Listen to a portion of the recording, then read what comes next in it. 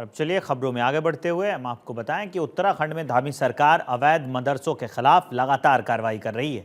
अब तक 136 मदरसे जांच में बिना मान्यता और रजिस्ट्रेशन के पाए जाने के बाद सील कर दिए गए हैं। ज़्यादातर अवैध मदरसे उधम सिंह नगर, देहरादून और हरिद्वार जिले में पाए गए हैं। मुख्यमंत्री पुष्कर सिंह धामी ने अवैध मदरसों पर सख्त कार्रवाई करने के निर्देश दिए हैं। उनकी सरकार अवैध फंडिंग की गहराई से जाँच करने जा रही है, जिसकी रिपोर्ट अधिकारी सीधे मुख्यमंत्री को सौंपेंगे। आपको ग्राउंड जीरो से उत्तराखंड में अवैध मदरसों पर हो रही कार्रवाई की तस्वीरें दिखाते हैं। अवैध अतिक्रमण, अवैध मजारें, अवैध जो भी हैं, जो इलीगल है, सबको लीगल रूप में लाया जाएगा।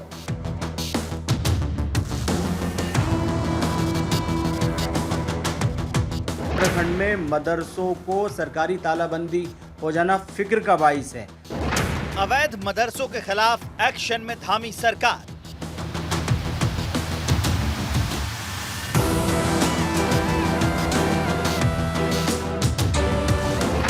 धामी का युद्ध अवैध मदरसों के विरुद्ध।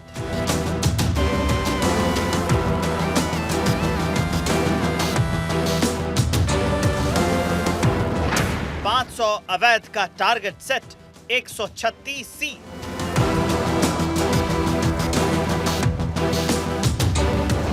देवभूमि में ऑपरेशन ताला जारी।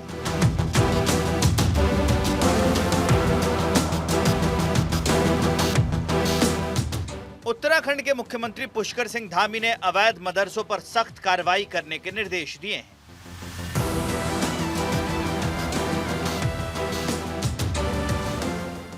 उनकी सरकार अवैध फंडिंग की भी गहराई से जांच करने जा रही है, जिसकी रिपोर्ट अधिकारी सीधे मुख्यमंत्री को सौंपेंगे, क्योंकि बीते 1 महीने से उत्तराखंड में अवैध मदरसों के खिलाफ बड़े स्केल पर कार्रवाई की जा रही है।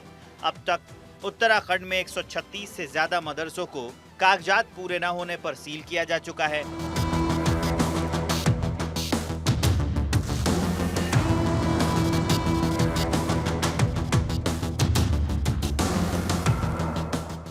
अवैध मदरसों के खिलाफ धामी के हंटर से हरिद्वार में अब तक 26 मदरसों को सील किया जा चुका है। देहरादून में 44, उधम सिंह नगर में 64, विकास नगर में 31, खटीमा में 4, सितारगंज में 10, काशीपुर में 8, किच्छा में 8, जसपुर में 3, गदरपुर में 3, रुद्रपुर में 4, पौड़ी गढ़वाल में 2, कोटद्वार में 1 अवैध मदरसे को सील किया गया है। एक रिपोर्ट के मुताबिक पूरे प्रदेश में 500 से अधिक अवैध मदरसे संचालित हो रहे हैं। ऐसे में बड़ा सवाल यह है कि इन मदरसों को संचालित करने और कर्मियों के वेतन के लिए पैसा कहां से आ रहा है? क्या इसके पीछे धर्म की आड़ में कोई सुनियोजित साजिश तो नहीं है?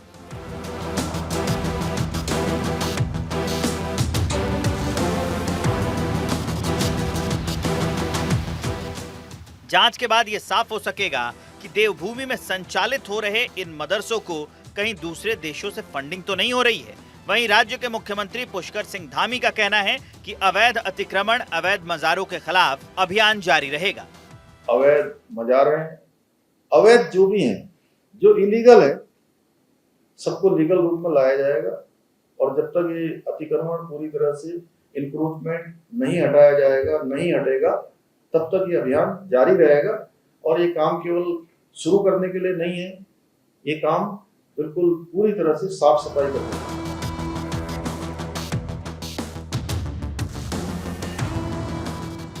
उत्तराखंड में करीब 450 पंजीकृत मदरसे हैं जो सरकार को अपने बारे में पूरी जानकारी देते हैं, लेकिन 500 से ज्यादा मदरसे बिना मान्यता के चल रहे हैं। सरकार ने इन मदरसों की जांच के लिए सख्त निर्देश दिए हैं। देहरादून जिला प्रशासन की टीम ने कल सहसपुर के एक बड़े मदरसे को अवैध निर्माण मामले में पूर्व में दिए नोटिस के बाद सील कर दिया था। मदरसे ने बिना प्राधिकरण की अनुमति के 1 मंजिल का अवैध रूप से निर्माण कर लिया था।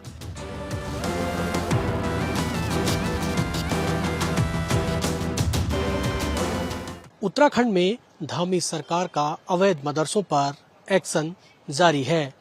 प्रदेश के सभी जनपदों में अवैध मदरसों को लेकर शासन प्रशासन को मुख्यमंत्री की ओर से निर्देश दिए गए हैं कि जो भी अवैध मदरसे संचालित हो रहे हैं, उन अवैध मदरसों को डॉक्यूमेंट्स चेक किया जाए और इसकी रिपोर्ट सीधे मुख्यमंत्री को सौंप दी जाए। अब सवाल इस बात का है कि जो अवैध रूप से मदरसे संचालित हो रहे हैं।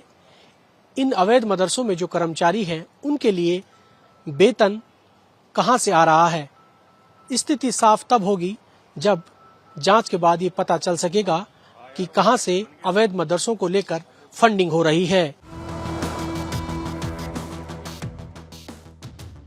पिछले कुछ समय में यूपी से सटे कस्बों जैसे जसपुर, बाजपुर, किच्छा, काशीपुर, रुद्रपुर, गदरपुर, पछवादून और हरिद्वार में बिना पंजीकरण के कई मदरसे खुलने की सूचना मिली है।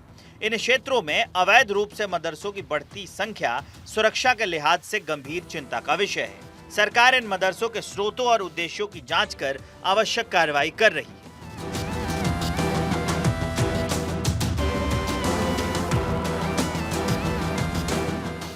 वहीं बीजेपी के प्रदेश मीडिया प्रभारी मनवीर चौहान का दावा है कि शिक्षा के नाम पर बच्चों को कट्टरपंथी बनाया जा रहा है, विदेशी फंडिंग की जा रही है।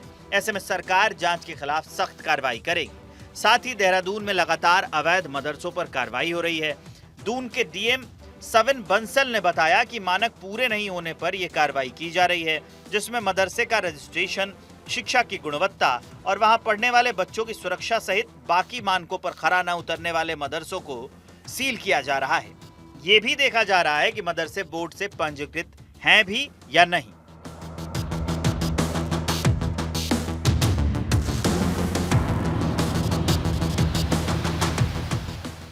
उत्तराखंड में अवैध मदरसों और अतिक्रमण पर धामी सरकार की सख्त कार्रवाई लगातार जारी है। हरिद्वार के सिडकुल के नवोदय नगर में आज सुबह प्रशासन ने बड़ा कदम उठाया।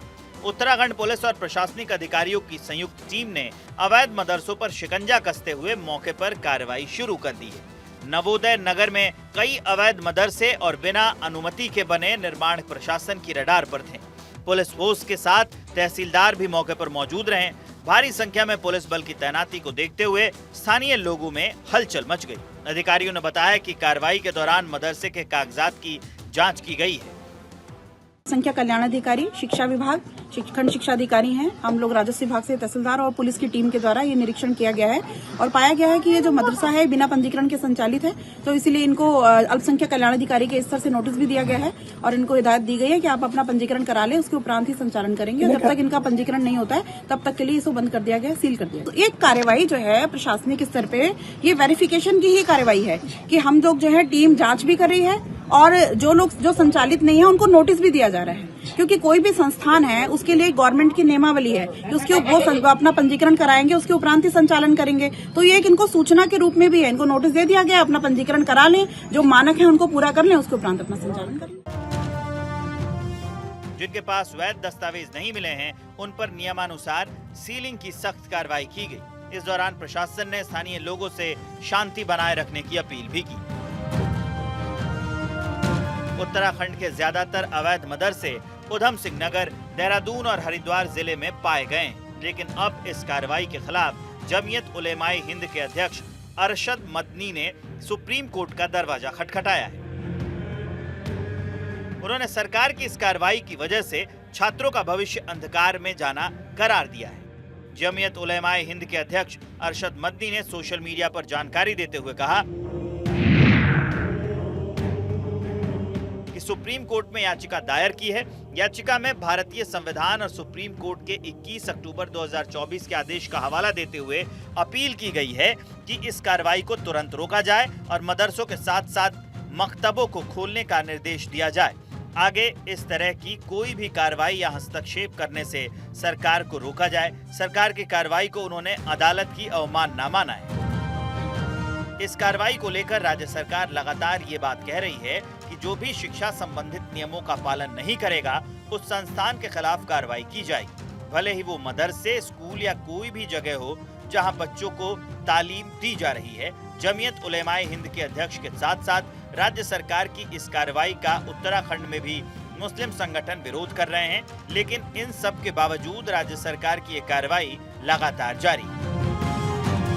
उत्तराखंड मदरसा बोर्ड के अध्यक्ष मुफ्ती शमून कासमी ने बताया कि राज्य में कुल 416 मदरसों को मदरसा बोर्ड से मान्यता प्राप्त है। हालांकि राज्य में कई मदरसे ऐसे भी हैं जो बिना मान्यता के चल रहे हैं और उनके खिलाफ मुख्यमंत्री के निर्देश पर प्रदेश भर में कार्रवाई चल रही है। साथ ही उन्होंने कहा कि मदरसा बोर्ड ने ऐसे मदरसों की पहचान कर सत्यापन करने के निर्देश दिए हैं जो अवैध रूप से संचालित हो रहे हैं। उत्तराखंड राज्य के अंदर संचालित मदरसों की जांच और उन पर कार्रवाई, मैं समझता हूं ये माननीय मुख्यमंत्री श्री पुष्कर सिंह धामी जी का ये वो कदम है कि उत्तराखंड देवभूमि एक आदर्श राज्य है और उसे आदर्श राज्य के जो मर्यादाएं हैं उनकी तरफ हमारा एक ये अहम कदम है। और मैं ये बात कहना चाहता हूं कि ये जो कार्रवाई है ये नियमित तौर से उन मदरसों को जो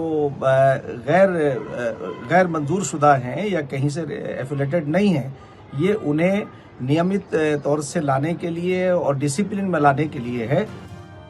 उत्तराखंड सरकार द्वारा प्रदेश भर में अवैध रूप से संचालित मदरसों पर की जा रही कार्रवाई को लेकर संत समाज ने सरकार का खुले तौर पर समर्थन किया है। शांभवी आश्रम के परमाध्यक्ष स्वामी आनंद स्वरूप ने इस पहल को सराहनीय बताते हुए कहा कि सरकार को इस मुहिम को सख्ती से जारी रखना चाहिए। स्वामी आनंद स्वरूप ने कहा कि अवैध मदरसे आतंक की जननी बन रहे हैं और इन पर समय रहते रोक लगाना जरूरी है। उन्होंने सरकार को सचेत करते हुए कहा कि इस बार ये कार्रवाई अधूरी ना रहे और इसका हाल पहले की गई वेरिफिकेशन ड्राइव की तरह ना हो जो बीच में छोड़ दी गई थी। मदरसा मुक्त उत्तराखंड सबसे पहले बनना चाहिए। अगर ये कार्रवाई कर रही है सरकार तो यह स्वागत योग्य है।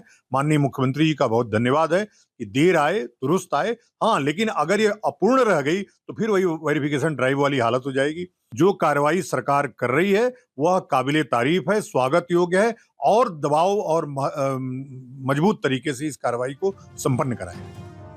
पिछले हफ्ते ही प्रशासन ने सितारगंज में बड़ी कार्रवाई करते हुए जब मदरसे सील किए थे, तब मदरसा संघर्ष समिति के प्रदेश अध्यक्ष सलीम रिजवी प्रदेश में हो रही मदरसों की कार्रवाई पर हाईकोर्ट का रुख करने की बात कही थी।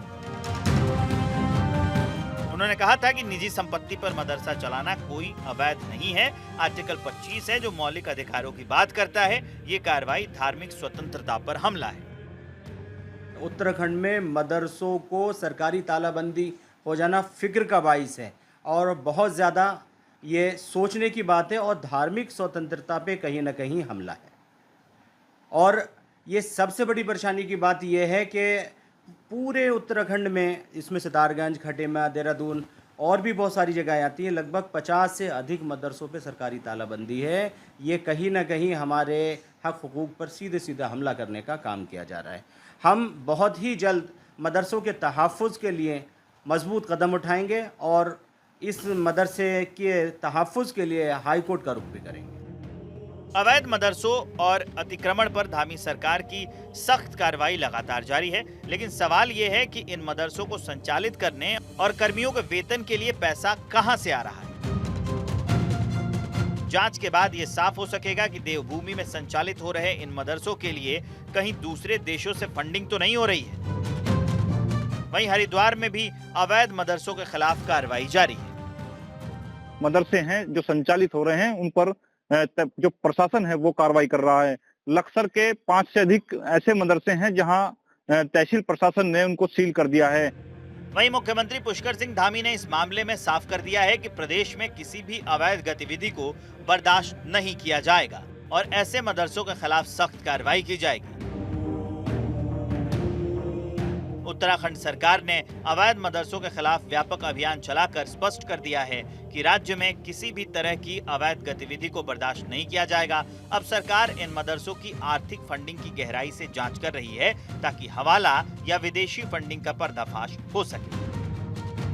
वहीं मुख्यमंत्री पुष्कर सिंह धामी ने भी स्पष्ट किया है कि अगर किसी मदरसे में गड़बड़ी पाई गई तो उसे तत्काल सील कर दिया जाएगा और उसके संचालकों पर कानूनी कार्रवाई की जाएगी। प्रदेश में अवैध गतिविधियों को किसी भी सूरत में बर्दाश्त नहीं किया जाएगा। Bureau report, Bharat 24। रुड़की में सोलानी पुल के निर्माण का रास्ता साफ हो गया है। केंद्र सरकार ने CRF के तहत करीब 38 करोड़ रुपए का बजट पुल के निर्माण के लिए पास कर दिया है, जिसके बाद पुल के निर्माण में कोई रुकावट नहीं आएगी। इसी कड़ी में विधायक प्रदीप बत्रा और लोक निर्माण विभाग के अधिकारियों ने पुल का निरीक्षण किया। विधायक प्रदीप बत्रा ने बताया कि पुल का निर्माण जल्द शुरू हो जाएगा, जिसके बाद लोगों की आवागमन में किसी तरह की परेशानी नहीं होगी। प्रतिष्ठित जो पुल था सोन नदी का, जिसकी वजह से काफ़ी बच्चों को दिक्कत हो रही थी, स्कूल बसेस जो है वो नहीं जा पा रही थी, उसका सैंक्शन हो गया है, बजट उसका आ गया है। अब टेंडर कॉल होंगे और उसके बाद मैं समझता हूँ कि अप्रैल में टेंडर प्रक्रिया पूरी कर ली जाएगी, मई से जो है काम शुरू हो जाएगा और 2025 में ही इस पुल को पूरा करने का हमारा लक्ष्य रहेगा। खबर विकासनगर से है। विकासनगर के सहसपुर थाना क्षेत्र से है ये खबर, जहां इंसानियत को शर्मसार कर देने वाली एक घटना सामने आई है। एक कलयुगी मां ने अपनी 7 माह की मासूम बच्ची को पानी की टंकी में डुबोकर मार डाला। घटना के बाद इलाके में हड़कंप मच गया। पुलिस ने आरोपी महिला को गिरफ्तार कर कोर्ट में पेश किया है, जहां कोर्ट के आदेश के बाद महिला को जेल भेज दिया गया है। थाना सहसपुर के ग्राम धर्मावाला का मामला है, जिसमें एक व्यक्ति मुंतजी द्वारा थाने पे तहरीर दी गई है कि उनकी पत्नी साबिया द्वारा उनकी 7 माह की एक बालिका बरीरा उमर को पानी की टंकी में गिराया गया है। उनके द्वारा दी गई तहरीर के आधार पर थाना सहसपुर पर बीएनएस की धारा 105 के अंतर्गत अभियोग पंजीकृत किया गया है। हरिद्वार रुड़की विकास प्राधिकरण की ओर से बनाए गए सिटी स्पोर्ट्स कॉम्प्लेक्स का शुभारंभ हो गया है। HRDA के उपाध्यक्ष अंशुल सिंह और सचिव मनीष सिंह की उपस्थिति में आधुनिक सुविधाओं से लैस इस स्पोर्ट्स कॉम्प्लेक्स का शुभारंभ किया गया। अंशुल सिंह ने बताया कि स्पोर्ट्स कॉम्प्लेक्स स्थानीय खिलाड़ियों को उच्च स्तरीय प्रशिक्षण देने के लिए तैयार किया गया है। 1.5 साल से उनकी टीम इसके निर्माण के लिए एकजुट होकर काम कर रही थी। इसमें badminton, squash, lawn tennis, basketball, volleyball, gym और इंडोर गेम्स जैसी सुविधाएं उपलब्ध हैं। NIS से सर्टिफाइड कोच यहां रखे गए हैं। खिलाड़ियों और छोटे बच्चों को नए खेल सीखने के लिए दूसरे बड़े शहरों में जाने की ज़रूरत नहीं पड़ेगी। माननीय मुख्यमंत्री पुष्कर सिंह धामी जी द्वारा इसका उद्घाटन किया गया था। उसके बाद अब हमारी फैसिलिटी स्टार्ट हो गई हैं। आज एक सांकेतिक रूप से यहाँ एक प्रोग्राम रखा गया है, जितने भी अब नए मेंबर्स आ गए हैं, ताकि उनसे हम लोग फीडबैक ले सकें कि और इसको फैसिलिटी को कैसे इम्प्रूव किया जा सकता है।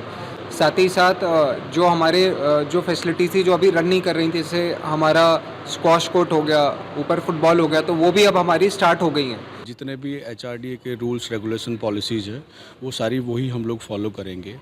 और अगर हम लोग सुविधाओं की बात करते हैं तो अभी हमारे पास आउटडोर अगर क्रिकेट को हम देखते हुए बात करते हैं तो 7 गेम हमारे यहाँ पे स्टार्ट किए गए हैं, जिसमें हमारा इंडोर क्रिकेट है, बैडमिंटन है, लॉन टेनिस है, स्क्वैश है, आपका जिम्नेजियम है और फुटसल है।